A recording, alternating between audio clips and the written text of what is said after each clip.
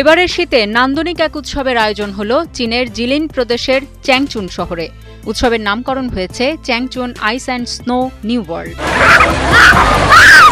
উৎসবে শিশু ও তরুণদের দারুণ এক অভিজ্ঞতা দিতে আয়োজন ছিল বরফের মধ্যে খেলার নানা উপকরণ এবং ব্যবস্থা। ছিল দারুণ দারুণ সব বরফের ভাস্কর্য। এছাড়াও তৈরি করা হয়েছে বরফের নানা মনোমুগ্ধকর দৃশ্যের। এবার চ্যাংচুন আইস অ্যান্ড স্নো নিউ ওয়ার্ল্ডকে আপগ্রেড করা হয়েছে। 7,60,000 বর্গ কিলোমিটার বরফের বিনোদনমূলক স্থান তৈরি করা হয়েছে।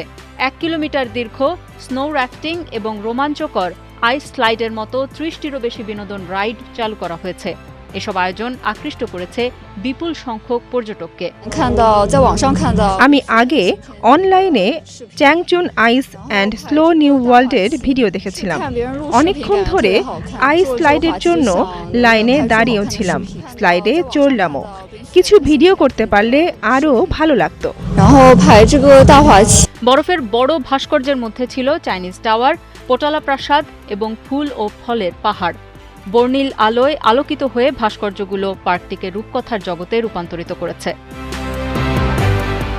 অন্যদিকে গাংসু প্রদেশের জিশিসান কাউন্টির দাদুনজিয়ায় রঙিন আলোয় সাজানো হয় হিমায়িত এক জলপ্রপাতকে। রাত নামার পর স্বপ্নের মতো আশ্চর্যজনক স্থানে রূপান্তরিত হয় দাদুনজিয়ার এই মনোরম স্থান। সেখানে ঝলমলে লণ্ঠন, বরফের ঝর্ণা এবং বরফের ভাস্কর্যগুলো এক চমকপ্রদ দৃশ্য তৈরি করে।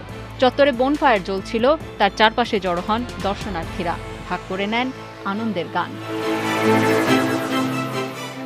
আফসানা শাওন, ৭১।